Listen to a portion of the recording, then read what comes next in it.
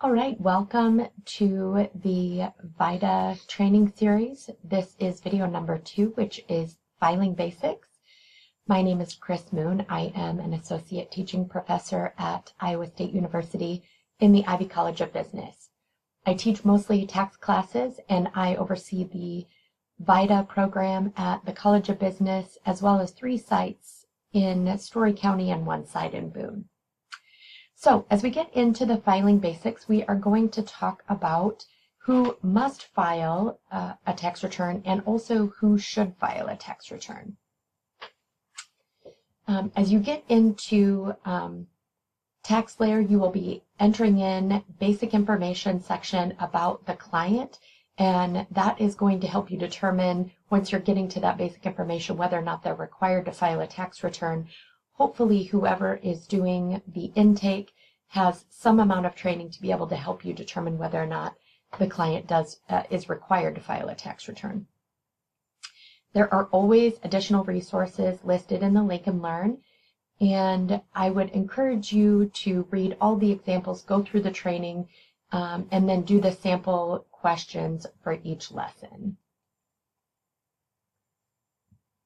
So we are going to talk about how you will verify a taxpayer's identity once you determine that they either should or are required to file a tax return, and then determine how to file that tax return. All right, so if you look in your 4012, there are 3 charts located in there, chart A, B, and C, and those are the charts that tell you who is required to file a tax return.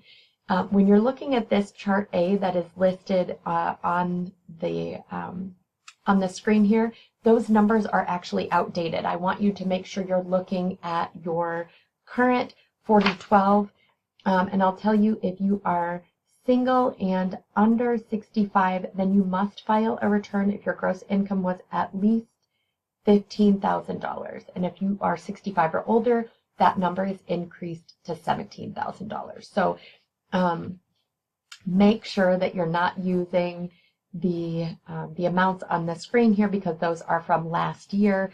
The current 4012 is updated.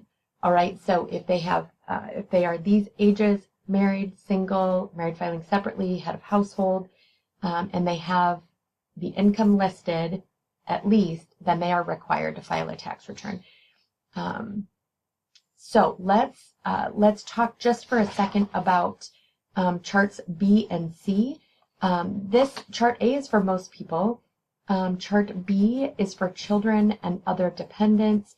And then chart C, listed in your 4012, is for other tax situations. So if maybe the taxpayer doesn't have, they're single and they don't have $15,000 in income, but one of the things they did was they cashed out an IRA early, so they have some additional taxes that they have to pay. That would be a situation where they are required to file a tax return. So anyway, that is, those are examples of those 3 charts. Take a look at those in your 4012. But then also, if you are unfamiliar with some of the terms that we are going to see, you can always use the Link and Learn online glossary. The ITIN is one definition that a lot of you may not be familiar with and may not see. I see it a lot because we do a lot of foreign student tax returns at the clinic at the College of Business here at Iowa State. And so I know that that stands for Individual Tax Identification Number. But then if you didn't know that, you could look in the glossary and it will provide you with all of that information and help you through those terms. So what is going to help you determine whether or not an individual must file a tax return? I've already referred you to those charts, A, B, and C. And if you don't necessarily have to memorize those. Most people who come into the tax clinic, even if they're not required to file, they will have some taxes that have been withheld. And so they will fall into that category that they should file if they've had if they've had income tax withheld and they don't earn enough to reach the standard deduction, we probably want to go ahead and file that return for them, because the only way they get that refund back is if they go ahead and file that tax return and request it. So also, you should be spending some time looking at the intake form. That 13614C is going to have a lot of check boxes on it that will give you information to help you determine whether or not they are someone who's required to file a return. So make sure that you go over that. When we talk about the 13614, you will see all of the questions that are on there, and it is really important that as the preparer, you take the time to go through that intake form with the client before you start the return. Number one, you might find that they've got a situation that's out of scope, and so it's better to find that out at the beginning before you file or start preparing the tax return, because you don't want to have the client spending 30, 40 minutes where you are preparing the return and then you discover something is out of scope and the client has to leave, and it kind of feels like time wasted for the client. So going over that intake form is a very important part of the process. If an individual wants to file and they're not required to, there are situations where someone should file, and that would be if they had income tax. One of the most common ones we see is if they had income tax withheld, but they don't earn enough to reach the standard deduction. So they are going to get that money back, presumably, if they filed their tax return. So that would be a situation where we want to encourage them to go ahead and file. There also may be some credits that are available to clients even if they're not required to file.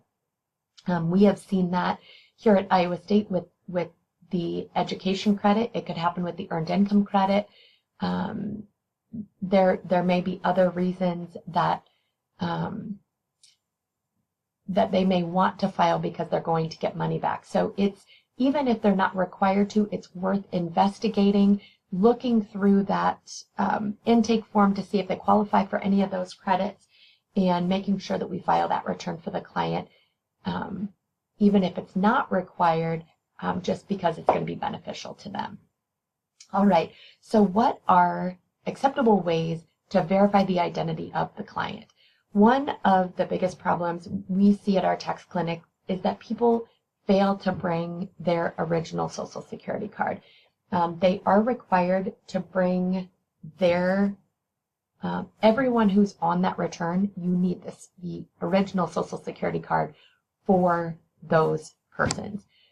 As far as identity documents go, you can accept any government identity. You could accept a passport, a state driver's license, a state ID, a school ID, employer ID, military ID. Any of those would be acceptable to verify the identity of the client. And we want to make sure that the names and identification numbers are accurately entered into TaxSlayer.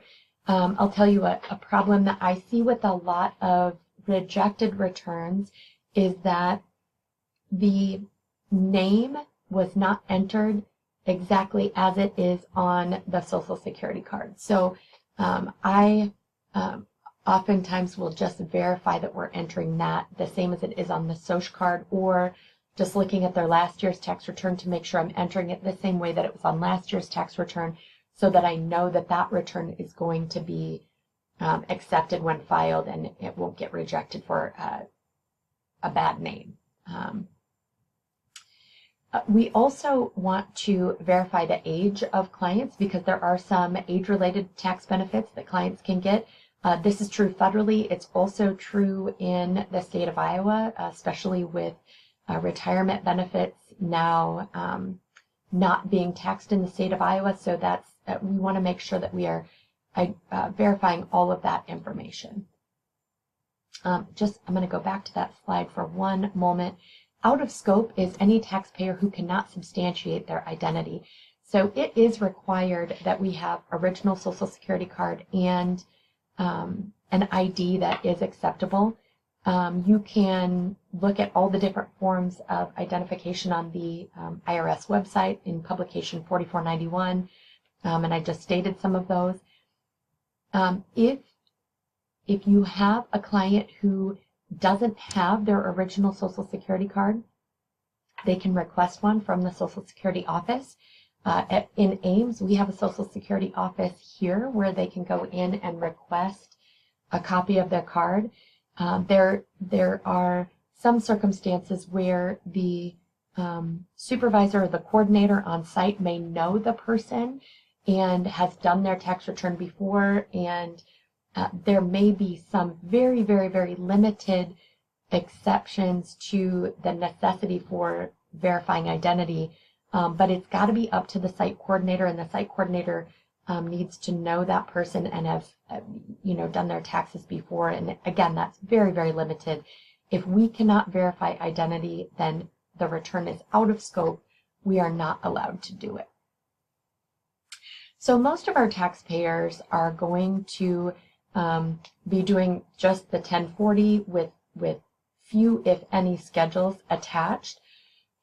If we have clients who are age 65 or older, then they're going to be doing the Form 1040 SR. I will tell you that when you start entering the information into TaxSlayer, it is automatically going to create the form that you need. So if the taxpayer is over 65, TaxSlayer is automatically going to create a Form 1040 SR. I just wanted you to know that in case you didn't already, that if the client's over 65, that is the form that is going to be produced at the end of the return.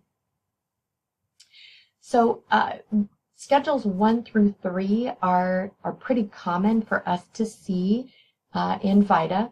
Schedule 1 is additional income and adjustments to income. So if they had some sort of earnings that won't show up, they weren't on a W-2, that's going to show up on their Schedule 1.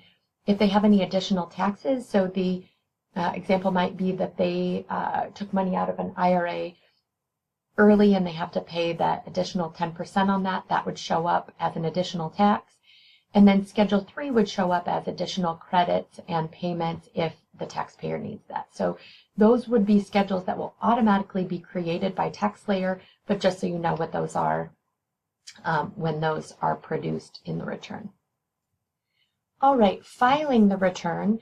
Every site probably has their own process on how they file the return, but we are able to do free IRS e-file, and so we should be electronically filing those tax returns. There are certain limited circumstances where we're not able to electronically file the return, and in that case, of course, we would need to print copies out for the client and give them instructions on mailing.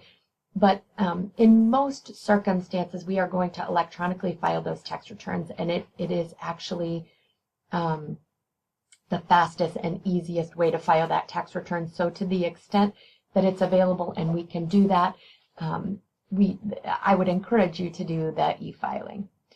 So sometimes there are some administrative type questions that clients will have, and there are multiple resources to be able to find answers to these questions. But I think one of the most common questions that we get is installment payments. So if a client is needing to make installment payments, they can go to publication. We can go to publication 594 and explain it to them. We can also refer them to publication 594.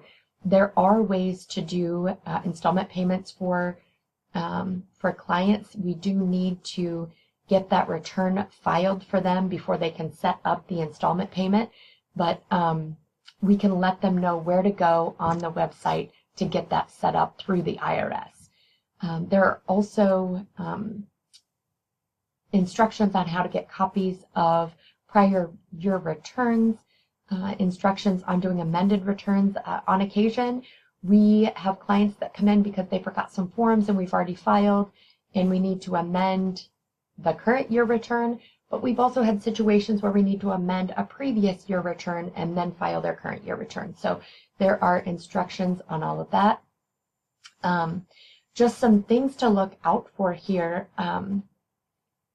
Canadian citizens have ID numbers that are similar to a Social Security number, so just be careful that you are not using that Canadian ID on a U.S. tax return. Be alert for any indications of fraudulent activity. There are some specific things to look out for. If you have someone who is with the taxpayer that doesn't seem like they should be, or it's suspicious to you, just, don't be afraid to take that to your site coordinator. If the W-2 looks out of place, if it's handwritten or has alterations, or if it looks different than W-2s you've seen from that same company, these are just some different things that you should look out for. If you are feeling uncomfortable with the return because you suspect that there's fraudulent activity, first of all, take it to your site coordinator, but also know that if you are uncomfortable preparing a return, you do not have to file that return. Always go to your site coordinator. The site coordinator can make a determination on whether it should be filed or not, but you shouldn't be required to file a return that you are not comfortable with. All right, so this is just a summary of things we've talked about, the basics of filing. Just make sure you know who is required to file, who should file, and making sure absolutely that we are able to verify taxpayer identity. If you are setting up a site, it is important that you get information out on your when you're making appointments so that clients know what to bring with them, and the identification documents are the most important. So the original Social Security number, Social Security card, and also one of the IDs that I discussed. All right, thank you.